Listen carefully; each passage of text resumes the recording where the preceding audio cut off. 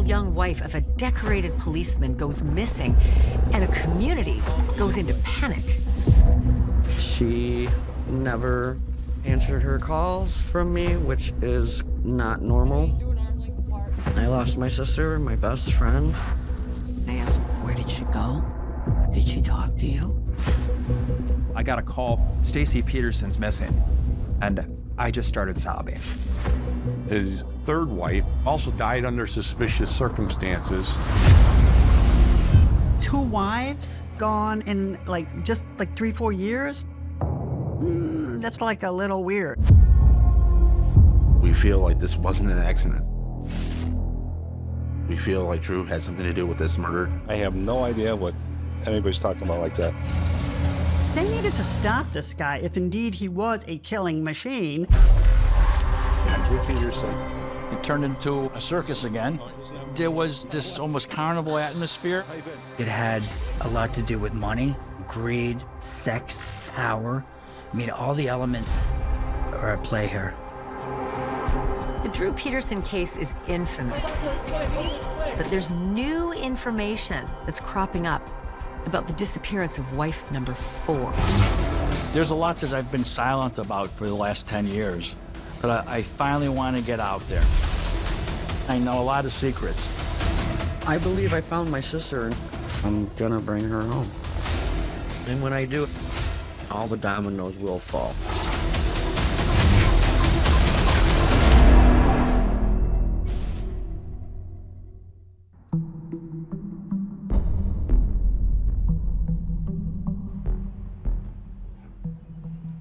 My name is Paul Peterson, and I'm Drew Peterson's brother.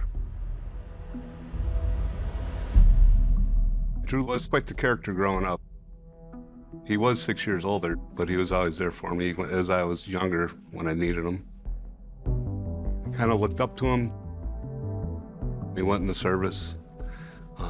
He was an MP, and he was a guard and a sniper guard for President Ford. It was just proud of him.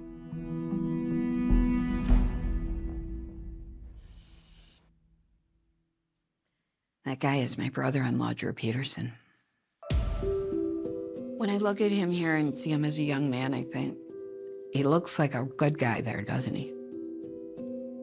When he got out of the Army, he got a job as an officer. Drew loved being a cop. He was very good at it. That was his ambition in life, was to be a police officer. Drew was doing really well. He had gotten awards, he had gotten a commendation. He was well thought of and very successful police officer. A lot of people are married to men who have some sort of positions of authority. They're like, well, I mean, my husband would never do that. But he's got a problem with stability and monogamy. He had 3 troubled marriages. Carol Brown was Drew Peterson's first wife. They were high school sweethearts. Vicki Connolly. She was 23, he was 28. They were married for about 9 years. They had no children. But now, all eyes are on his 3rd wife, Kathleen Savio.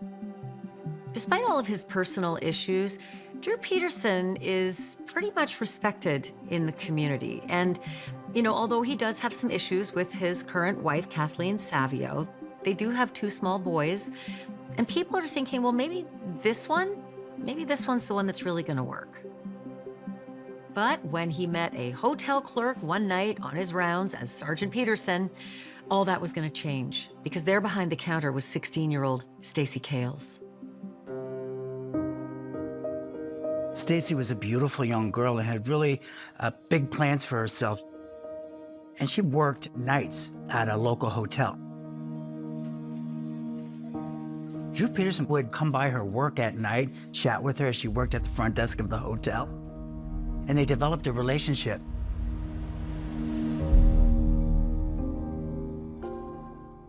Stacy turns 17, and she's like, hey, you want to come over? I go to her apartment. It's fully furnished. She's like, oh, Drew's gonna stop by. You're gonna meet Drew. Oh, here comes Drew. He's older, and he was married. That's what bothered me. Stacy did tell me that he was married to Kathleen Savio. There was something with the monies or whatever. That part wasn't done yet, because obviously he wasn't divorced. I thought it was a fad, but the next thing you know, she was pregnant. He was 30 years older than she was. But from Stacy's point of view, she's out on her own. She doesn't really have anything. This guy's given her a place to live. He's given her a car. He's given her financial stability. It's understandable that she would go along with this. Our childhood growing up wasn't the greatest. Stacy's mother had her own demons. She just like disappeared one day. She left the house with her Bible and never came back. Stacy was like 14 or 15 at the time.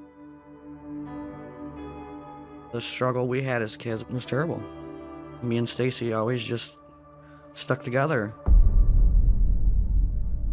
After dating Stacy for 2 years, Drew Peterson finally divorces Kathleen Savio. It's finalized. That's October 10th, 2003.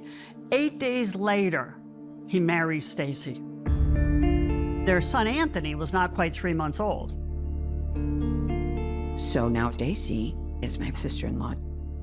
It was kind of strange at first to have her be a part of the family, because here she was so young. She wanted to have a family that we never had growing up. Later on, she had Lacey, she named after a sister who had died when she was a baby. And so she had 2 of her own children. But Stacy had Drew Peterson's 2 children to raise as well. She treated them like her own 2 biological children. So she was just shy of her 21st birthday, and she is a mother of 4.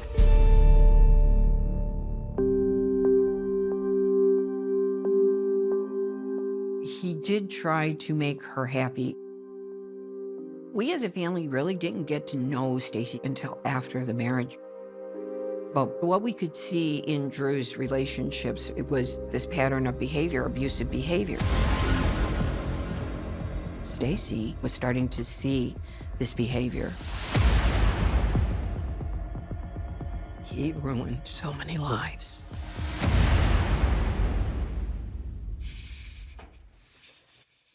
I remember this picture. I remember being there for that picture. This picture where she is smiling and happy. This is what we all know. This is what we all loved. And in that moment, she was happy. I think she thought that she could make it work out. She told me, she says, I see you and Paul, and I keep thinking, why can't I have that with him? Because they were brothers. Why?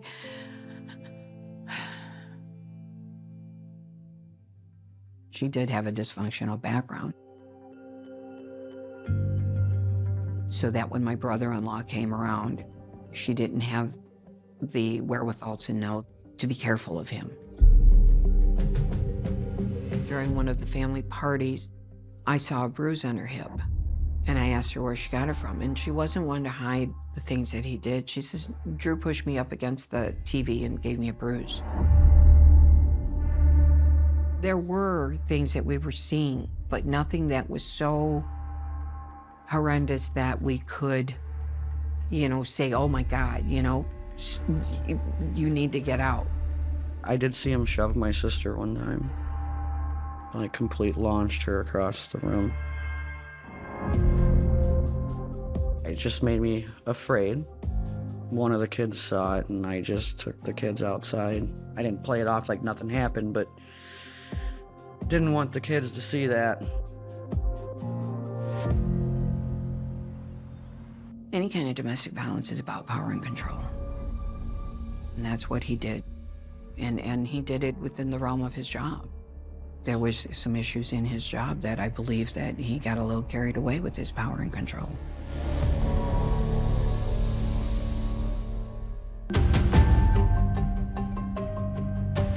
My name is Pastor Neil Shorey, and I counseled Drew and Stacy Peterson in 2006 and 2007.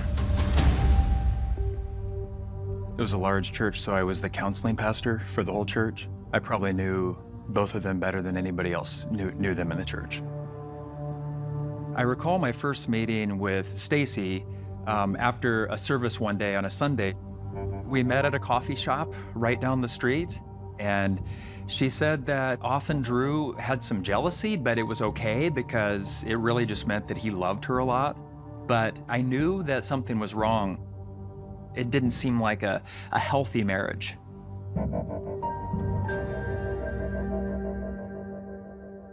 One of the times I met with Drew and Stacy at their kitchen table, she said, I went to see my sister who was dying of cancer.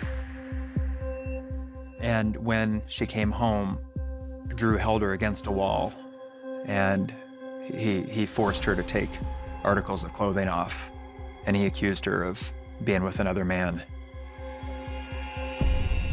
And she told me this in front of him. And I remember thinking, I cannot believe that I'm hearing this right now. And I glanced over at Drew, and he just looked cold.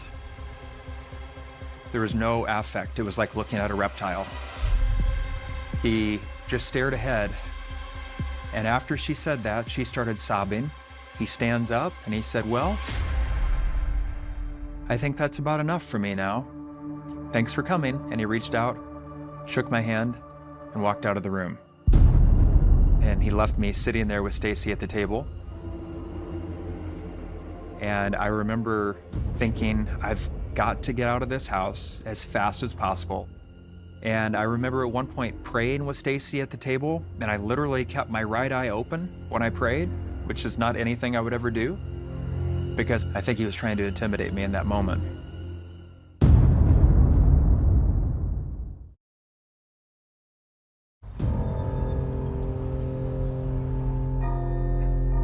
It is so incredibly rare that an abused person would describe their abuse to a third party in front of their abuser.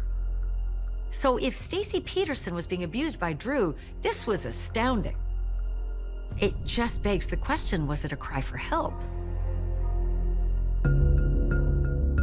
Stacy never told me that she was planning to leave Drew, but I believe that she probably was. I remember she said, what do you do when you're married to a police officer?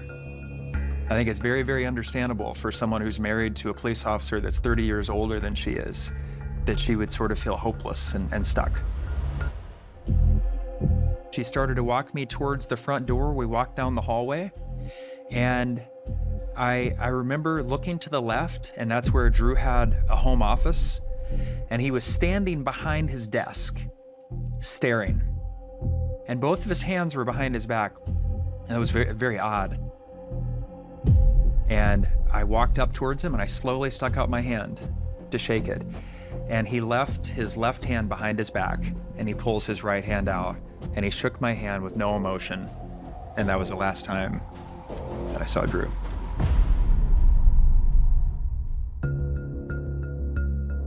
So this is the situation heading into the holidays of 2007.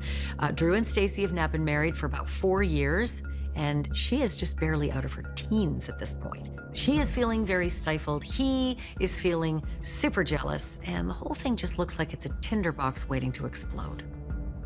And all Stacy's sister Cassandra could do was sit by and watch as the only person who'd ever been there for Cassandra basically had the walls close in around her.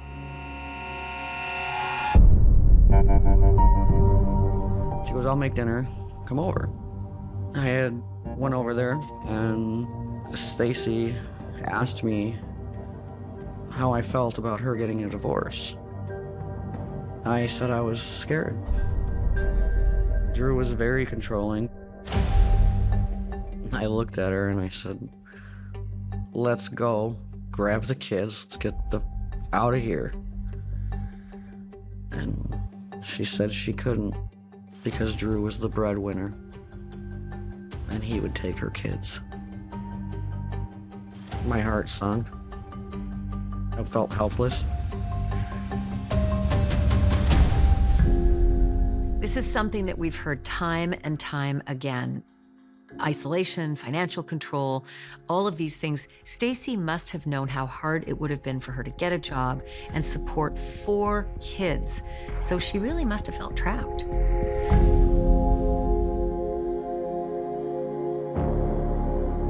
A few days after, October 28, 2007, me and my sister had plans to paint our good friend's house. So I had called her, and she never answered her calls from me, which is not normal. Well, I stopped by the house.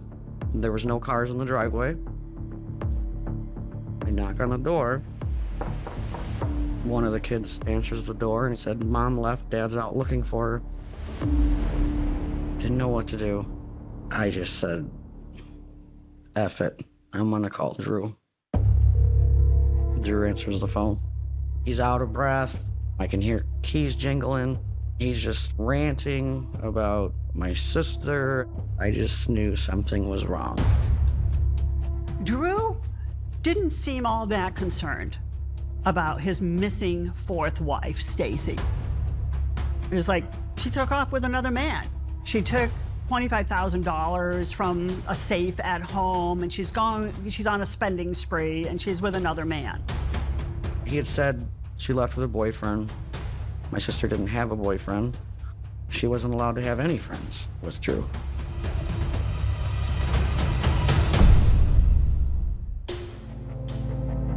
Cassandra Kale's worst nightmare is coming true. The one person who has always been there for her, her sister Stacy, has vanished. Worse yet, she believes that her husband, a police officer, is behind it. But where do you go when you suspect a cop of committing a crime?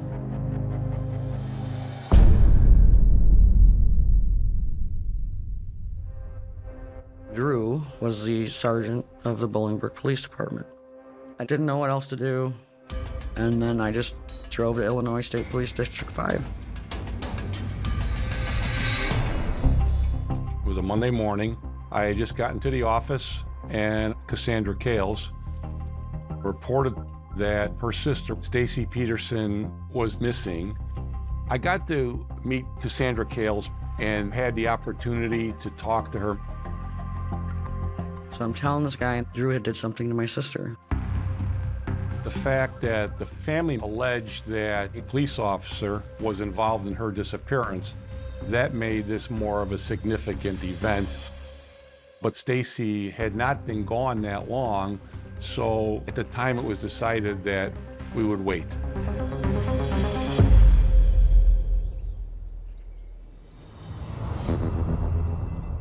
For 3 days, I felt law enforcement were not doing anything.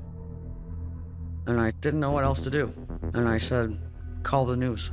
23-year-old Stacy Peterson's family reported her missing on Monday. 23-year-old Stacy Ann Peterson is the wife of a patrol sergeant here with the Bolingbrook Police Department.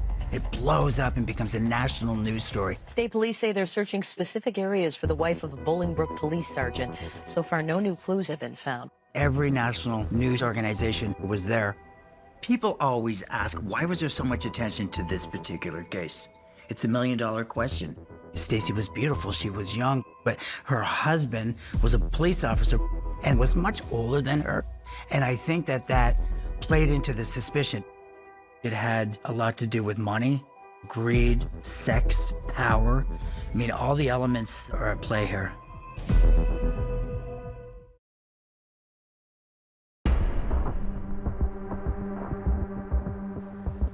After the first 3 or 4 days, we sent investigators to Bolingbrook to interview Drew Peterson. He said that he had also gone out and searched for her that evening to no avail. We also sent crime scene technicians along to the Peterson residence, which Drew voluntarily gave consent for us to do. But there was little to no physical evidence. At the very beginning, Drew was hiding. I'm sorry, sir. Someone can't hear you. I'm sorry. He taped typing paper up over all his windows and his door. He would only open it, maybe an inch and peek out with one eye. But it wasn't long after that he was wallowing in the media, wallowing in the limelight. He loved it. Please go home. Please leave me alone. Please don't get involved in my little world. What's going on today? Yes. We went to McDonald's. They had Happy Meals and the grilled sandwiches. How's that? And that's what's going on today. He'd come outside with his own camera. And so while the media's filming him, he's filming them. He taunted, he played games with the press. Watch this. He loved the media attention. I'm gonna come camp myself in front of your house and see if you like it. He'd go on the morning talk shows, on the broadcast networks. He was, just loving it. I believe I was a suspect from the beginning when they first started talking to me.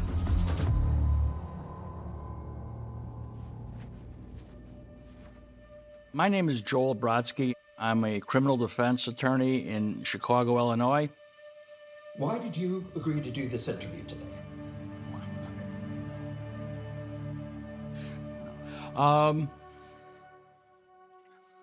There's a lot that's unknown about Drew Peterson, and a lot that's unknown about the case, and a lot that I've been silent about for the last 10 years that I finally want to get out there. They tried to put a gag order, but I think enough time has gone by. I don't consider myself bound by that gag order anymore. Do you remember where you were and what you were doing when you first heard the name Drew Peterson? So I had heard about it, but what really brought it to my attention was when my wife downstairs, she yelled up, says, "Joel, Drew Peterson's on the Today Show."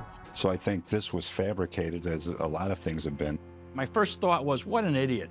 I mean, the first thing you tell your client is, if he's under suspicion for a crime is, shut up. If there was anything that happened to her, it should be found out. And then at the end, Drew asks for a lawyer. I come home that evening and my wife said, "You know what? I called the Today Show and I left your name and number." So okay. 2 days later, he called me and he gave me a corner about 2 blocks from where he lives. He goes, "Just drive there and wait, I'll be there." And we talked for about 45 minutes. After that, Drew said, "Yep, I want you." And from that point on, I was Drew's lawyer.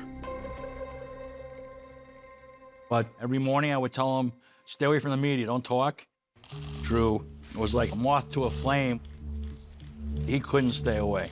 And every afternoon I would see his face on the TV talking to the media. Well, I think all the people who are pretending to be my friends that come out, I think they were all financially motivated. Drew's idea was the media to him was like a toy. He liked messing with them. Can you make it simple? Sooner or later it became, if you can't beat them, join them. I think it's time to let it go. By this time, the search for Stacy was turning from a rescue into a recovery of potentially a body, and with Drew Peterson as the prime suspect.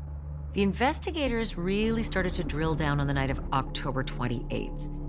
And by using his cell phone and the pings to local towers, they were able to determine that he drove a little less than 15 minutes away from his home late on a Sunday night to the Illinois-Michigan Canal. Now, why would anybody be out at midnight driving to a desolate canal, a place where you could dump anything, like a body? We believe, based on phone records, that Drew Peterson drove to an area near the canal. We had teams that were actually doing extensive searches, that were searching the forest preserve, lots that were abandoned, areas along the canal. Officers searched on land and by boat. They used dogs. They were looking for clues in areas where investigators believe Stacy's body may have been left. There was reportedly cell phone activity from Stacy's phone in this area. The canal is the most unforgiving environment in the area. It's the perfect environment to hide a body with all the debris that's located there. But there was nothing. I talked to one of the divers who told me that it was futile. That diver told me he thinks it was really done for the publicity to show people that they were trying to do something more than anything. Investigators tackle a problem from all angles, and so while the divers are down looking for a potential body, the investigators are actually looking at Stacy's last movements before she disappeared. And lo and behold, they discover that a few months before she vanished, she'd been in contact with a guy that she liked in high school. Investigators pull the phone records, and Stacy had several phone calls and text messages to Scott Rosetto. Scott hadn't heard from her in a long time, and then all of a sudden, in the fall of 2007, he hears from Stacy. She's not happy in her marriage. They start texting a lot, and they meet up a couple times. Drew suspected that there might be something more to the relationship, and Drew was probably correct on that.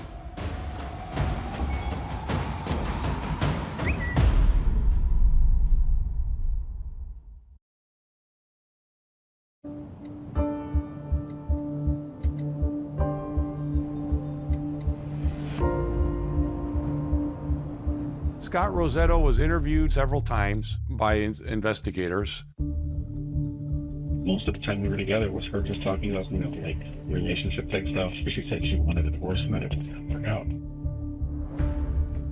The initial theory was that Drew discovered these racy text messages between Stacy and Scott Rosetto. In the fall of 2007, like August, September 2007,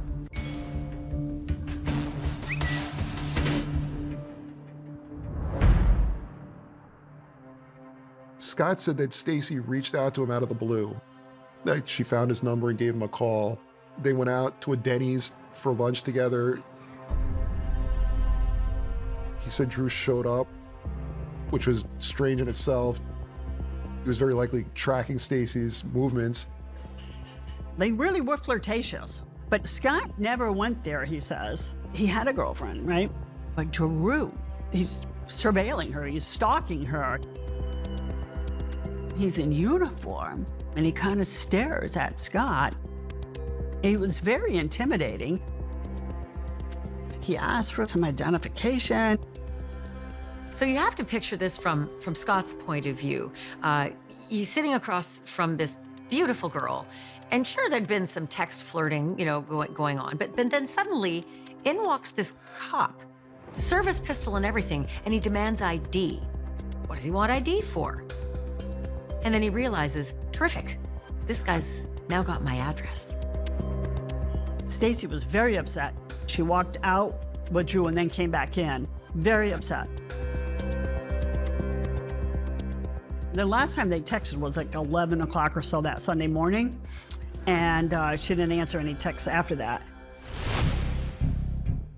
But when Stacy disappeared, Scott Rosetto was at work. So he had an alibi. He was at work on Sunday, October 28, 2007. Investigators don't have much to go on. They don't have tips and leads, and this is starting to look like a dead end. When out of the blue, of all places, they get a heads up from the Chicago field office of the FBI. It turns out a tip was called in about a guy who might know something. And it turns out the guy's in the hospital after having tried to kill himself. Another person that we were interested in talking to was Drew Peterson's stepbrother, Thomas Morphy. The first interview was done from a hospital room. He needed medical help, and he felt very guilty about what he had done. Tom Morphy was so upset over what he believed he had assisted in that he actually tried to kill himself the next day or so. He took a lot of pills and landed in the hospital. And according to Morphy, he helped Drew Peterson remove something from the bedroom, down the stairs, and into the four-wheel drive SUV.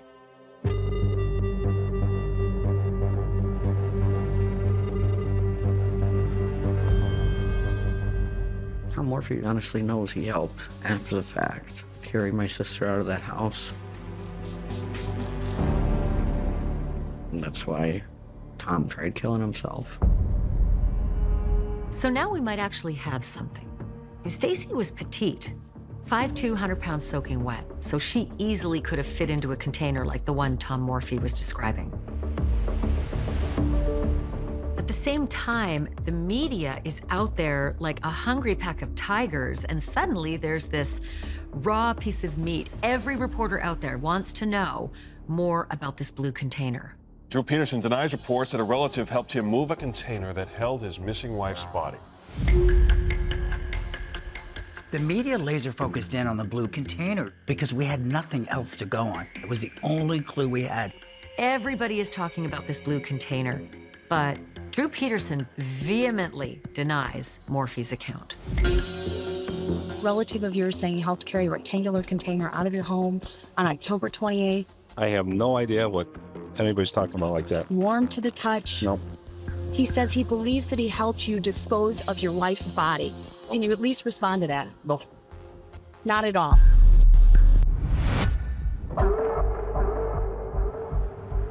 Drew Peterson had motive to kill Stacy Peterson because of an imminent divorce where he could lose his home, and he felt she was having an affair with Scott Rosetto. Stacy was a very sexy, at that point, 24-year-old woman. And Drew was jealous. I think there was just something really bizarre and dangerous about Drew.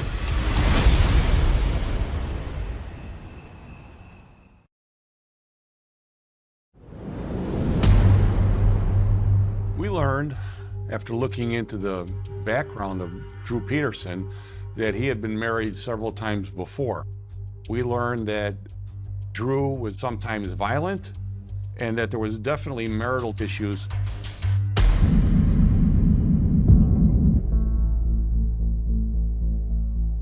Carol Brown was Drew's first wife. She was great.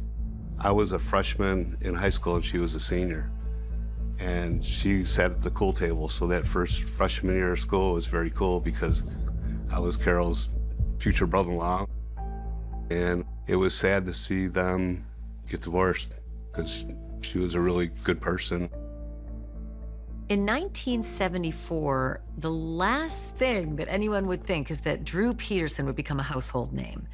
There are almost no photos of Drew and Carol together, but in their wedding photo, which was later published by the Chicago Sun-Times, they certainly do look happy. There was no indications of any kind of domestic violence. But in my opinion, when you're speaking with someone of Drew's nature, a narcissist at their core, they're not going to really pay any attention to what other people think. As long as he was happy, that's truly all that mattered. With narcissists, it's almost like they can tell that someone is open to their manipulations, either through trauma or upbringing.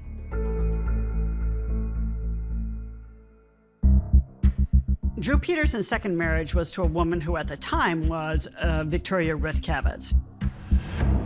She was 23, he was 28. They were married for about 9 years. They had no children.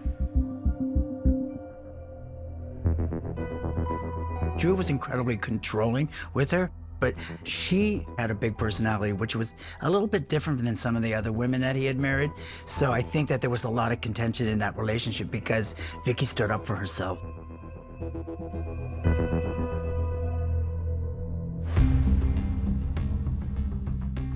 She just wanted out. She didn't want anything from him. I think that's what allowed her to walk out of the marriage.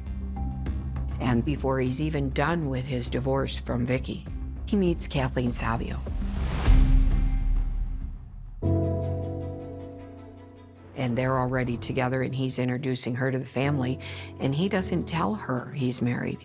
He makes it seem like he's single.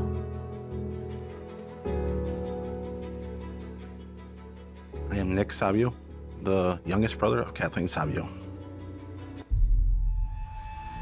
I remember her going on dates with him, and I remember the day that she told Dad she was going to get married to him. And I remember Dad saying, "I'm not walking you down the aisle." Dad didn't care for Drew. He said, you never bring him around, and all of a sudden you're marrying him. Why are we such in a rush here? And I guess come to find out that she was pregnant. And I think she was just in a rush to have kids, to start a family, and I think Drew was able to give that to her. They have 2 children, but Kathleen became isolated, became not the person that we knew.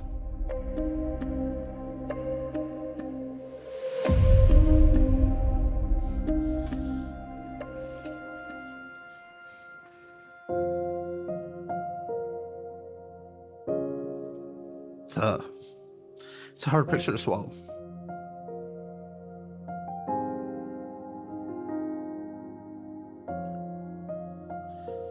And she would say things, it's not that bad. It definitely is. She would go to parties with black eyes, try to cover up her makeup, and maybe say, I hit a curb. We all knew what was going on. You don't get a black eye from just falling down. It doesn't work that way.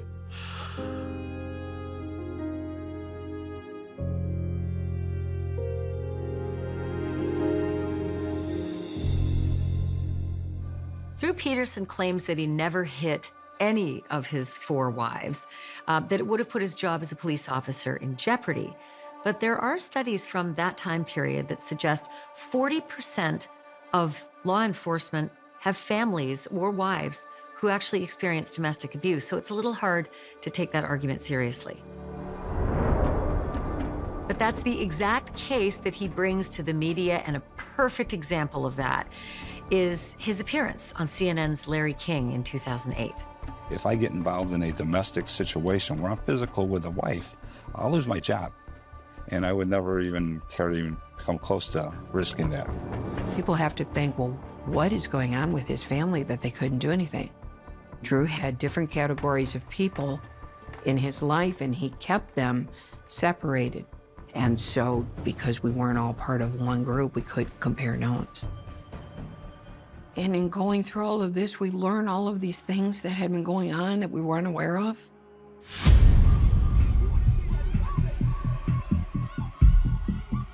I think she lost all hope and everything.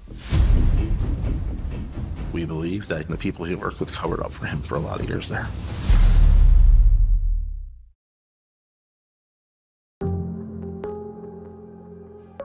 Kathleen Savio and Drew Peterson's marriage certainly had its ups and downs, like many marriages, but they had 2 beautiful boys. They had a nice house on a street in a safe Chicago area suburb. He had a good job. So it's sort of odd how you could just be going about your life and then something so incredibly random just comes in and upends it. Stories came out that my sister was being cheated on. She got a letter.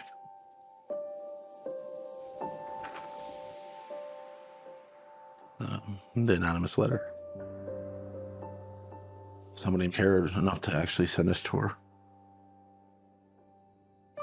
You are probably well aware that your husband is having an affair. You may already have all this information, but if not, you will need to deem it to prevent any further embarrassment and disgrace to you and your family.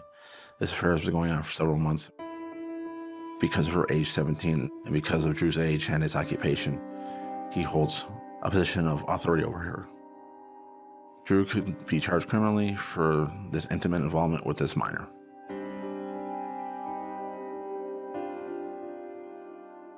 My sister's worst fears come to fruition, but it had to be confirmed from an anonymous letter that her marriage is basically over, falling apart. I think she was like 32, 33, and this girl's 16 years younger than her. And that was really bothersome.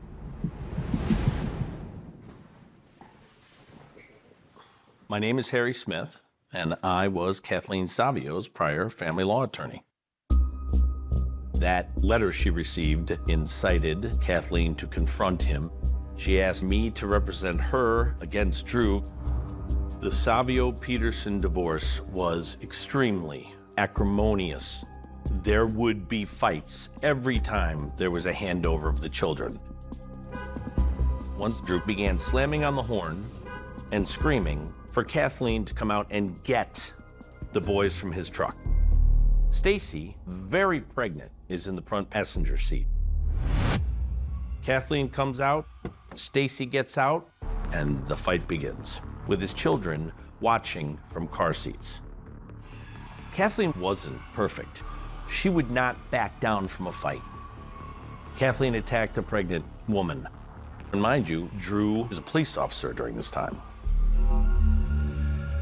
So he grabbed Kathleen, put her in an arm bar, and held her face down on the front lawn of the driveway until Bolingbrook police showed up and arrested Kathleen. She was convinced that Drew Peterson was manipulating the system and that her voice wasn't being heard. Here's the thing, sometimes divorces are so messy that judges will actually grant the divorce and allow people to move on with their lives, get married again, move across the country, etc., and then deal with the financial part afterwards. And as was the case for Drew Peterson and Kathleen Savio, they were divorced. Drew marries Stacy, but the finances with Kathleen weren't settled. And if things go the way many divorces go, Drew knows he's about to lose his shirt. On March 1st, 2004, Drew Peterson is expected to drop the children off at Kathleen Savio's house. He arrives at the house, knocks on the door. There's no answer. The neighbors arrive as well. Drew unlocks the door. He allows the neighbors to rush in. The neighbors find Kathleen Savio dead in the bathtub.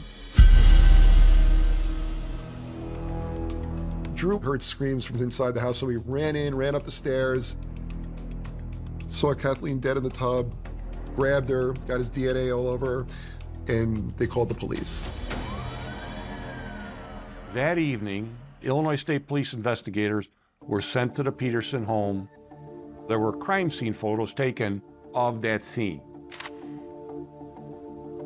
And her body was found laying in that bathtub. It was believed that she had slipped and hit her head on the bathtub, and she died from drowning. I remember our older sister calling me at about 4 in the morning. And I remember saying, hey, your sister's gone. Like, what? What? She's gone. They found her in the bathtub. I'm like, what? I just remember sitting there like, she's too young. Not like this.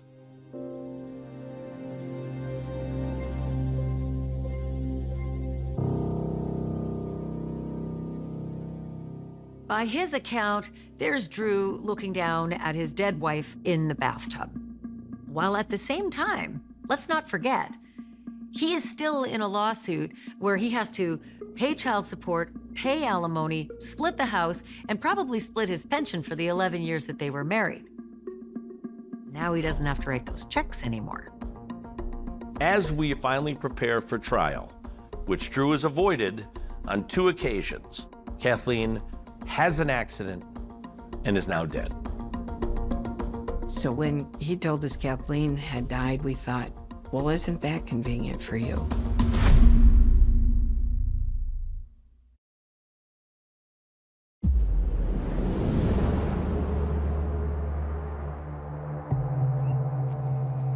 When Stacy disappeared, law enforcement immediately took another look at Kathleen's death. Because 2 wives gone in just 3-4 years, that's like a little weird. So they took a look back at that 3rd marriage to say, maybe there is something here that we missed. I think that the most important document we had was the autopsy report. I went to my expert, who's Dr. Michael Bodden, and I said, Dr. Bodden, please take a look at this. The fact that she was found in a dry bathtub, there was no evidence of water. And if you look statistically at the number of people who die in bathtubs, it's almost 0. All of these factors together just looked suspicious. He said, Steph, this is not an accident. Dr. Bodden believed that Kathleen Savio had been murdered. And literally all hell broke loose. There was pressure to exhume Kathleen Savio's body and perform an additional autopsy. In consultation with the prosecutor's office, we reopened the Kathleen Savio investigation and have a second autopsy completed. During the investigation of Stacy Peterson, new information concerning the Savio death investigation came to light, and that is being looked at in great detail, which has caused the reopening of the Savio investigation by the state's attorney's office and the state police.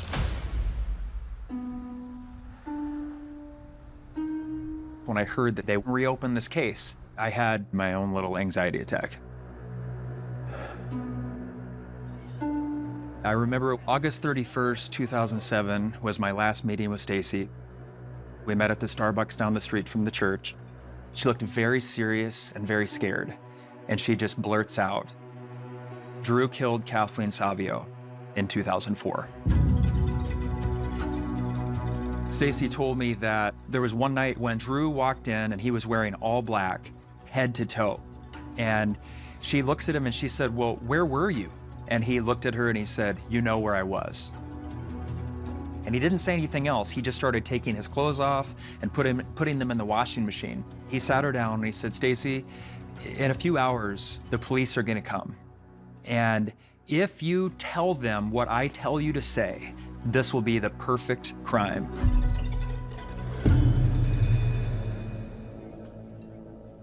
I was still pretty new in my career. I had no idea of what to do in this situation. I asked her, "What do you want me to do with this?" And she said, "I don't want you to do anything. I just want you to know." I think she was very, very concerned that the same thing was going to happen to her. Drew had both a military background and then he had the police background. I think regarding Kathy, he took months to plan everything out. But how can a guy that meticulously plans everything out make these two mistakes? The mistake of not having Kathy cremated and not sending Stacy away for the weekend.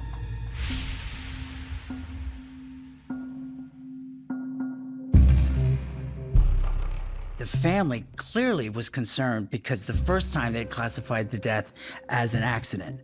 So they came to me and said, "Well, we don't trust them. We don't trust the decision they're gonna make, because clearly the first time they didn't make the right decision." So I circled back around with Dr. Bodden and I said, "Would you consider doing an autopsy privately on behalf of the family?" And he said, yes. The family agreed, and that's what happened.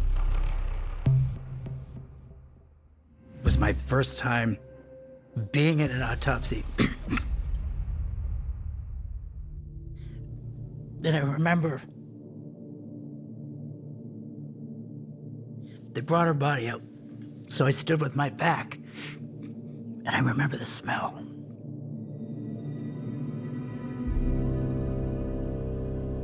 I stayed laser focused on Dr. Bodden. I wouldn't even look down because I had a job to do. He concluded that Kathleen Savio had been murdered based on simplistic things like there was scratches and marks on her chest, on her back, and there was a big blunt force trauma on the back of the head. Then they were forced to conduct a state-authorized autopsy for their own purposes. The state had their own autopsy and came to the exact same conclusion. This became the autopsy that people really relied upon.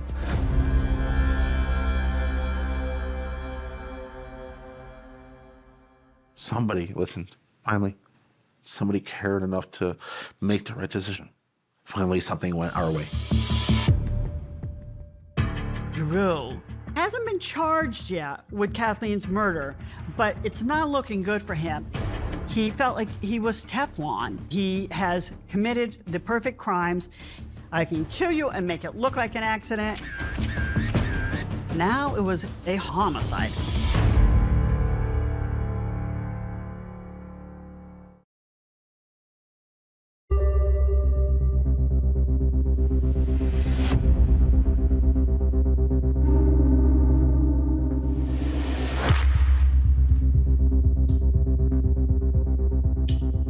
Drew Peterson was not charged yet for the murder of Kathleen Savio. We believe we had the right guy now. We now had to prove it. We did have a body, and the second autopsy determined that Kathleen Savio died by homicide, and we had the records of domestic violence.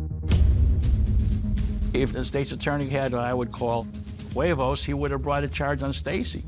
But knowing the state's attorney, Jim Glasgow, if there was going to be a charge, it was going to be with Kathy Savio because there was a body. Now, mind you, he hadn't been charged yet. Drew is appearing on these radio shows and TV shows. At the same time, a grand jury is deciding his fate and whether or not he is going to be charged with the murder of his third wife, Kathleen Savio.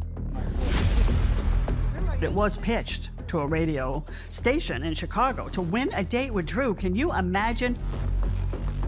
Drew was certainly having a good time with all of this. In fact, he'd become a regular on Mancow Mueller's top-rated Chicago radio show. It's a shock jock morning zoo show, but I don't think that Drew Peterson at any point was betting on Stacy's family listening in. I was working and I just heard him talking on the show. I got sick of it and I just said, I'm calling in. Cassandra? Yes. You're Stacy Peterson's sister? Correct. He was making it out to be some kind of amusement for himself. It was just disgusting. What'd you do to my sister? Not a thing. You killed her after she got off the phone. Between 10:15 and 10:59. You will pay. Watch your back, Drew. Drew, just keep talking because you keep digging yourself in a deeper hole. Well, I never heard an accused murderer going on the radio to joke about things, much less the family calling up to confront them. I mean, this was all new to everyone, I think. It was very surreal. The mother of two has been missing. Friends and relatives say they're convinced she's the victim of foul play.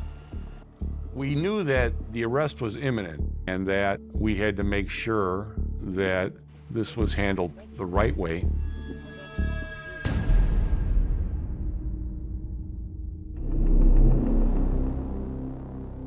I had gotten tips that Drew was going to be arrested.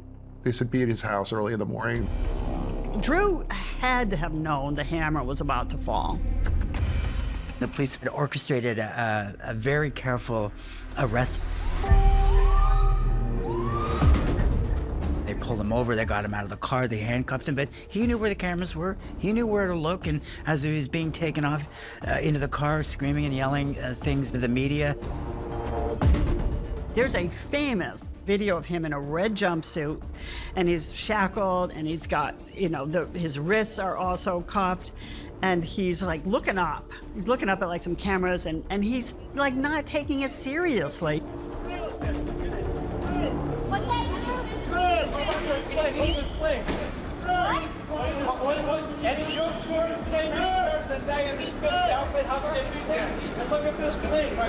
It was like, oh my God, what's wrong with this guy? You don't take this serious yet? I recall Drew's arrest. Happy moment, happy. But yet he's here smiling when he's arrested. Another shot to us. He thinks he's above the law. He's gonna walk away with this. It's not acceptable to us. It never was. Yeah, give him out, folks. I had planned to do an appearance in all three major morning shows in New York. The point to get across is, look, whatever you think may have happened, there's no evidence. Hearsay is not evidence. It's unreliable. That's why they usually don't let it in court. So, you know, that's it. You know, that was all we were trying to get across. I got a call just as the plane was on the runway. Drew had been arrested. So I went to New York, did the shows. First of all, somebody that's accused doesn't have to prove their innocence. The state has to prove their guilt beyond a reasonable doubt. And everybody that's ever been found not guilty was initially indicted. So being indicted is not evidence of anything. I think the main point in this case is going to be forensic. And then get on the plane back. He needs a lawyer. You know, I love him, you know. If you had a family dog that was out biting all the neighbor kids, you may love it dearly, but you gotta help put it away, put it down. And that's kind of how I felt with Drew. Bail for Drew Peterson is set at $20 million, which is effectively the judge saying you're not going anywhere until this thing goes to trial. And that's where the really hard part began, because from the time that Drew Peterson was arrested in 2009, every single legal wrangling and complex maneuver, that just ate up the next 5 years. Now, Drew Peterson's been charged and the state is getting ready for trial. They've got to get their evidence lined up. The question is it proof beyond a reasonable doubt, and will 12 jurors be convinced?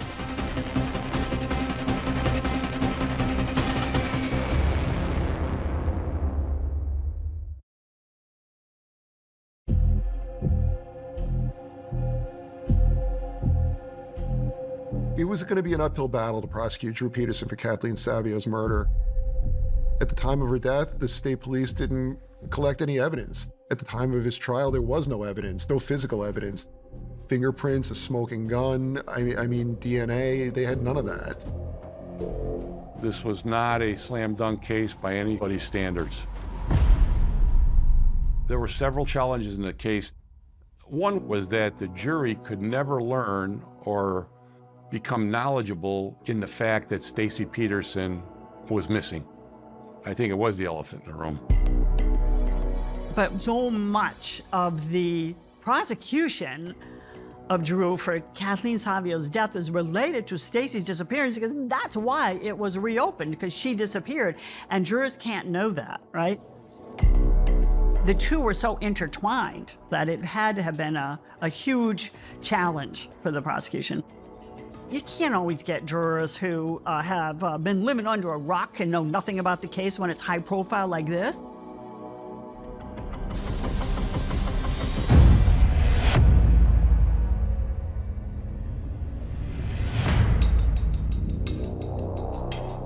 On July 24th of 2012, a jury is actually seated for the Drew Peterson trial. And it starts to look as though this might actually be a normal trial. But this is Drew Peterson. And anything can happen. And the media goes hog wild.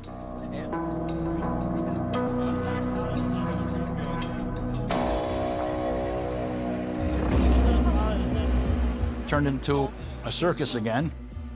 There was this almost carnival atmosphere. Are they trying to hassle you? The police expedition? How you been? Hi. Don't give us all. I remember the trial beginning and us getting there, and it was like a scene out of a movie. You never think you're going to be this close to cameras, all this stuff. You realize how national it really was. They were holding lottery drawings out there for people that could be at that case. One of the most anticipated witnesses at this trial was Neil Shorey. He was Stacey's pastor and friend, and he was also one of the only people that Stacey had told about the night Drew came home and told her he killed Kathleen Savio.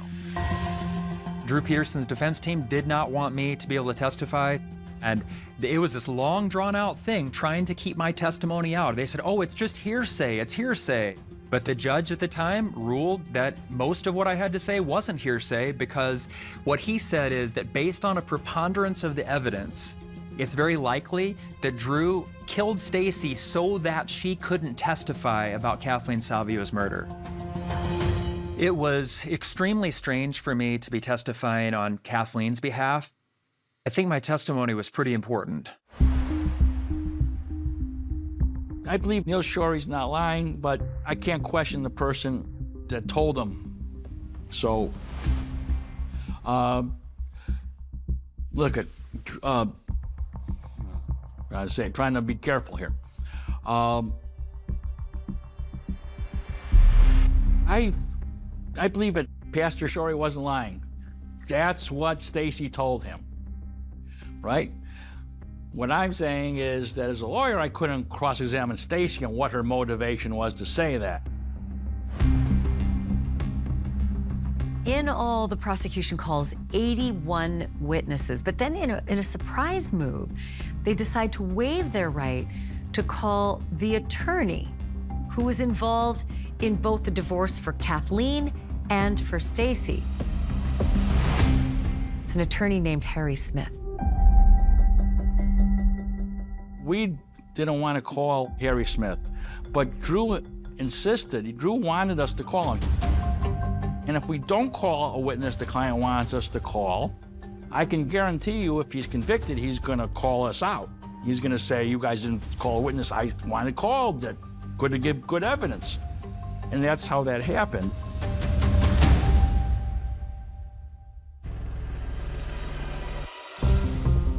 I testified that Stacy called me. She told me that she was considering leaving Drew and she wanted advice from me as a divorce attorney.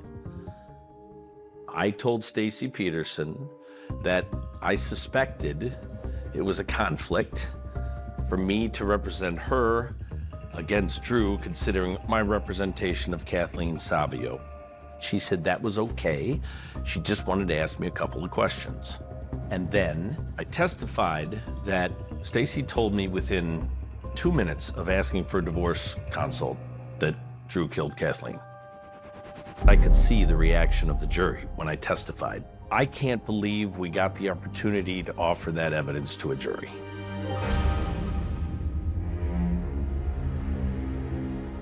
The burden of proof is, of course, on the state. And as their list of witnesses gets smaller and smaller, the nation is on the edge of their seat.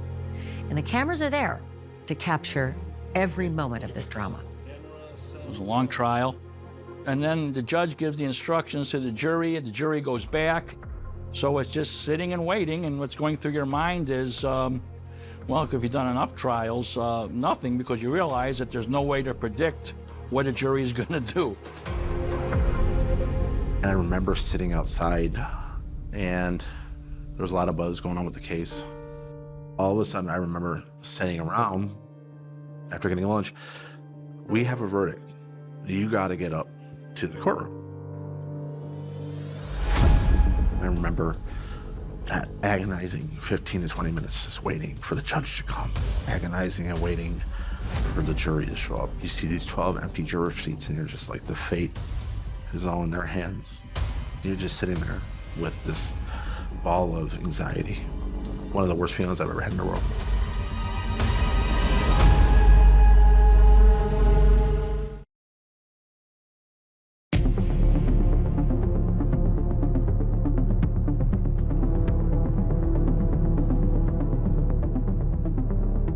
Jury comes back, judge comes in, says, "I'll rise. Have you come to a verdict?" Jury says, "We, the jury, find defendant Drew Peterson guilty." Immediate tears. Immediate tears. It was like 8 years, somebody finally heard her.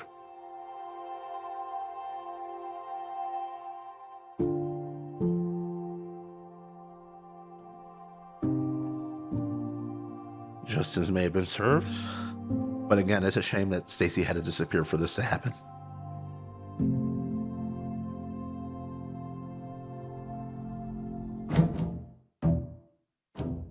I don't disagree with the verdict. And not long after the guilty verdict, I withdrew, resigned from the case.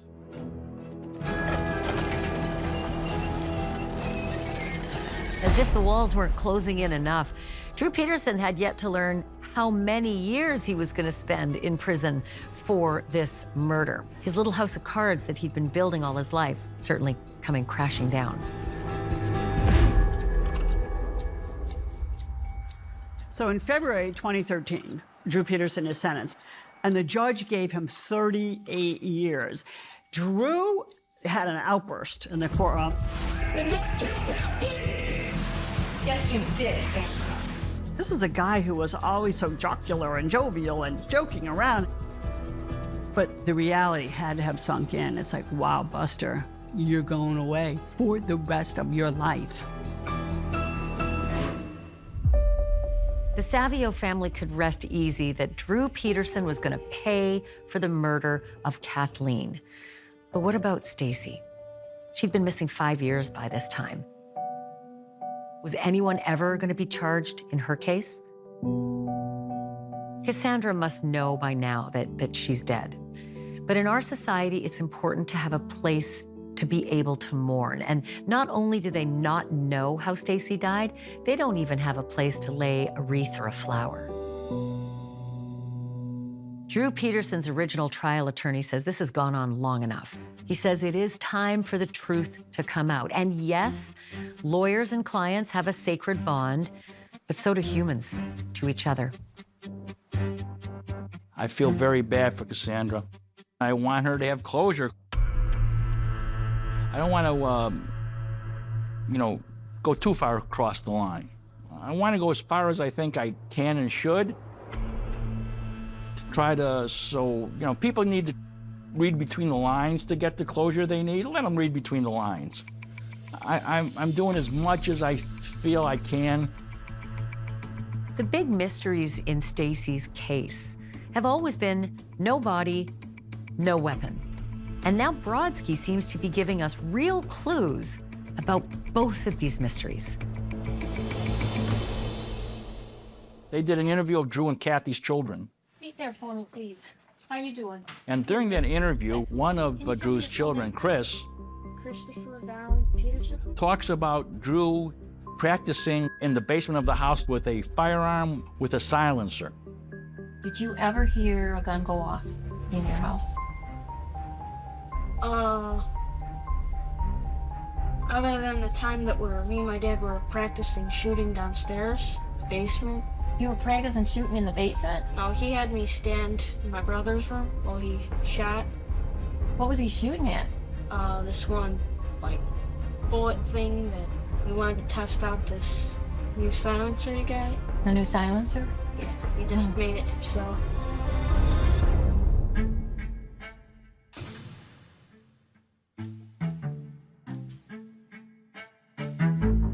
If I'm investigating what I believe to be a homicide, and then somebody who lived in that house talks about the person I think committed this homicide firing a silenced pistol in the basement, target shooting. So what are you telling us about the relevance of the gun? Well, I mean, you can, from that evidence, I think you can infer how if Drew killed Stacy, how he would have done it, because their kids were home. And if he was going to do anything, a silenced weapon like that would be probably the best way to do it.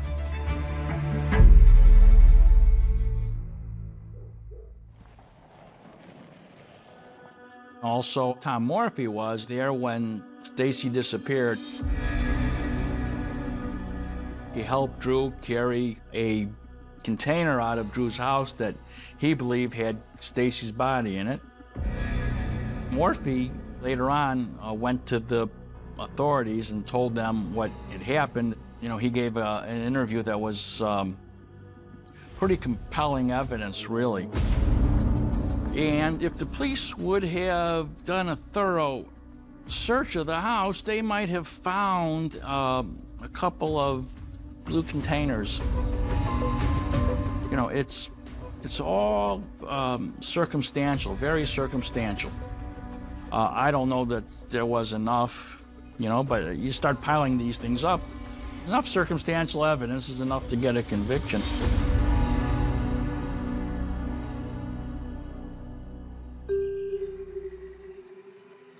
Following Drew Peterson's conviction, the usual back and forth ensues, appeal after appeal, but this is Drew Peterson. He does not give up, and he doesn't know when to stop. And there is still one major shoe to drop in this wild tale.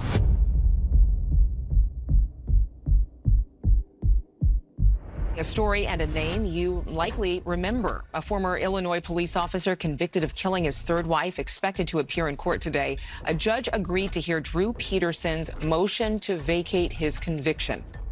Drew tried to make the case that he had ineffective counsel, and that ineffective counsel was Joel Brodsky. It's almost like clockwork, the Hail Mary. Someone who's not winning enough appeals goes after the lawyer, always. Ineffective assistance of counsel, and that's exactly what Drew did. And Brodsky was having none of it. I'm more afraid of my 1-pound dog than I am of Drew Peterson. He's a blowhard, you know, for all his swagger, he only hurt defenseless women.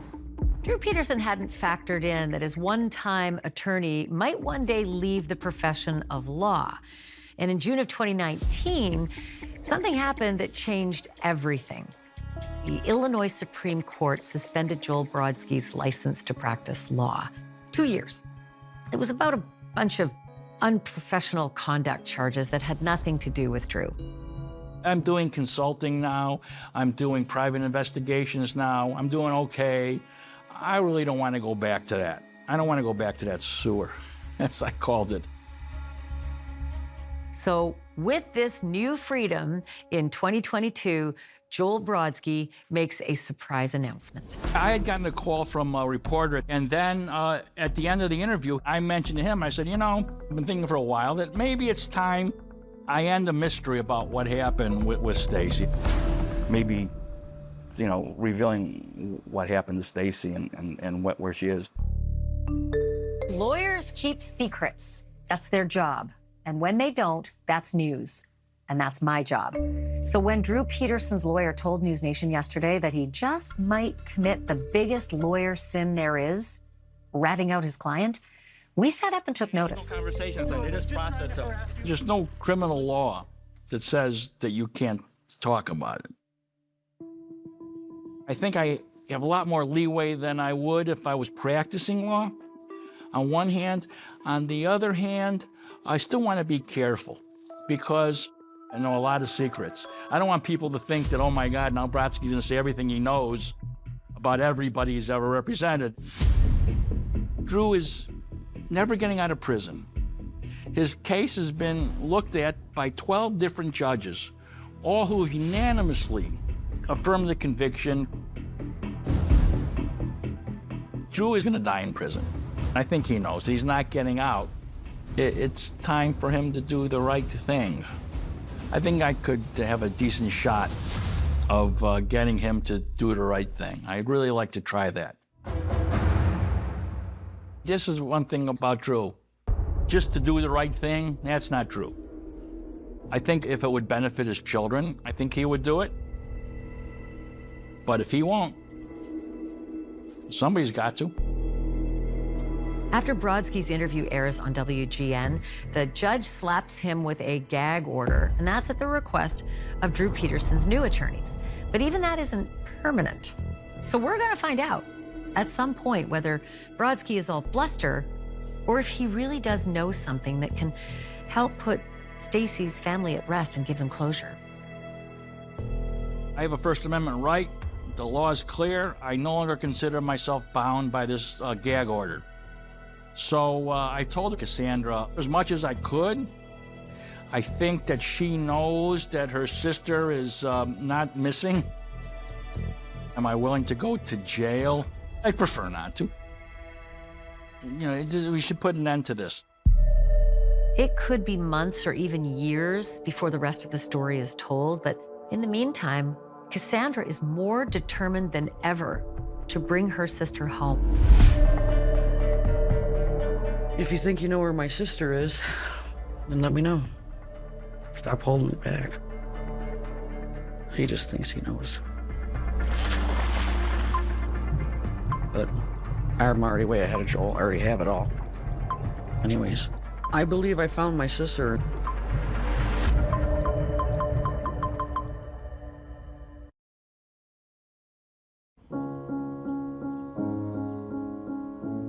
I don't know if Drew Peterson will ever be prosecuted for Stacy Peterson's murder without a body.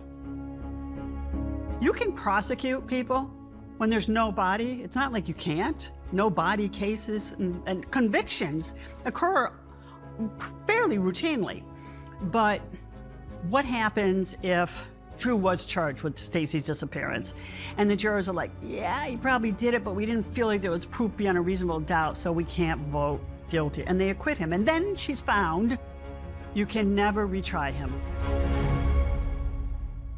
I don't think there's any doubt in anybody's mind that Stacy is deceased and is out there somewhere. Cassandra has put a credible effort into trying to locate her and search on her own.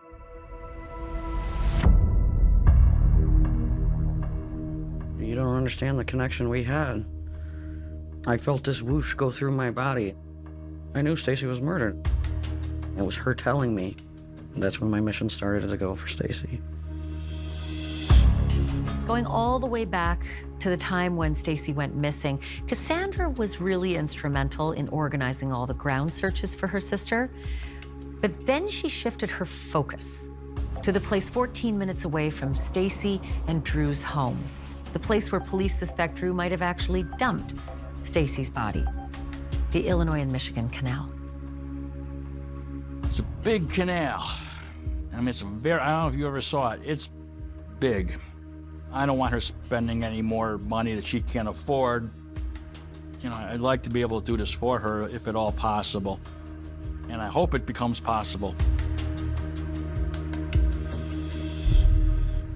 I don't know how often I've gone up to the canal. In this past year, I have been on the canal searching approximately 6 times with sonar and divers. I believe I found my sister. I know it's my sister. After all these years, there's amazing people out there that would show up if I needed it. That's very heartful and amazing to me. The best one I've had was a $500,000 ROV brought in, only one in the world. It had all the bells and whistles and the sonar and high-vis cameras, lights, all of that. But just being on the canal is just even more difficult. It's not easy to fight for my sister and keep her name alive. The mystery keeps a lot of people going because they want to find her. They're behind Cassandra. Like, we want you to find your sister. And I hope that she is found someday. So that mystery and Stacy's disappearance keeps the story alive, if nothing else. Where my sister's remains are in the canal, it's not accessible, but me and my team are recovering her. So not only will I get my sister, I'll get the last left.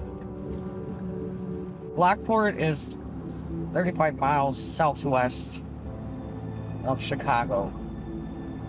It's the I&M Canal that runs through there. It literally sucks the life out of me because I know she's there.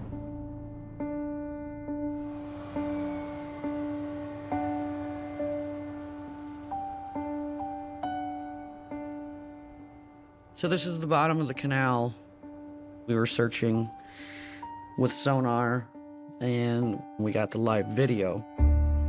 And if you look underneath the grabber claw, you can see a human skull upside down, the 2 eye sockets right underneath it filled with silt, and the lower jawbone fell off.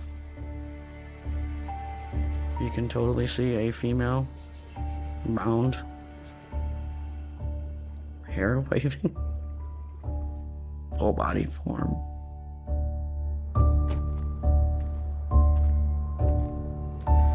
It's somebody. Whether it's my sister or not, they need to be brought home. Does she have the exact place of this?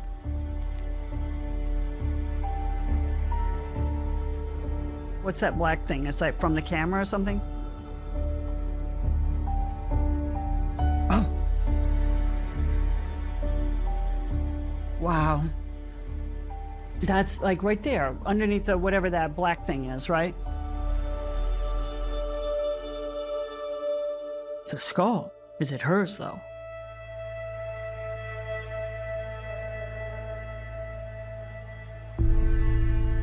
In looking at this video,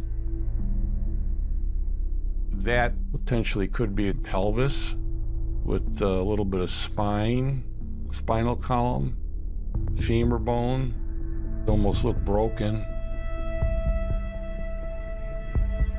Jagged edges there, skull. I'm actually shocked that they were able to get the photos they did of this because of the movement of the stuff down there, but yeah, here too, see, more bone. It's a pretty clear picture. It's a lot different than the technology back in 2007. This was not available back then. I would say somebody should go and take a look at this.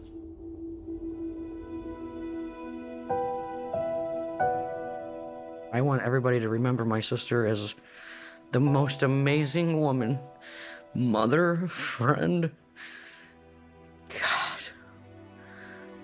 wife,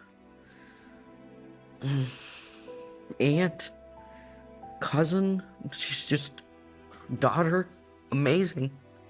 I want people to remember her body form, not skeletal remains on the bottom of the canal. The Illinois State Police say that this case is far from over and that they may actually return to search for Stacy's remains. But retrieving her body would bring so much closure to her family and might even push Drew or someone else to confess to the murder. But in the meantime, friends and family of both Stacy and Kathleen are working to honor their memories with an organization that helps women who were in the same position that Stacy and Kathleen were in. Going through this with Stacy and not knowing what to do has definitely created so many moments for me to help other victims all over the country. Document the Abuse came about because of what happened with Kathleen and with Stacy. So what it does, a victim sits down and they basically tell their story so that if something happens to the victim, their story is heard in their voice if they're incapacitated or murdered. If something happens, I can now come to court with everything in a comprehensive, cohesive manner and be able to work on their behalf. Projects like these allow for the names of Kathleen and Stacy to live on. They also help prevent further suffering for other families who may be in the same boat. And the families of Kathleen and Stacy have both said they don't want anyone to ever go through what they've gone through because there can always be another Drew Peterson. On the surface, Drew Peterson seemed like a very nice guy, and he was to his children a good dad on one hand. On the other hand, in reality, he's a monster. He is probably one of the most evil people I've ever met.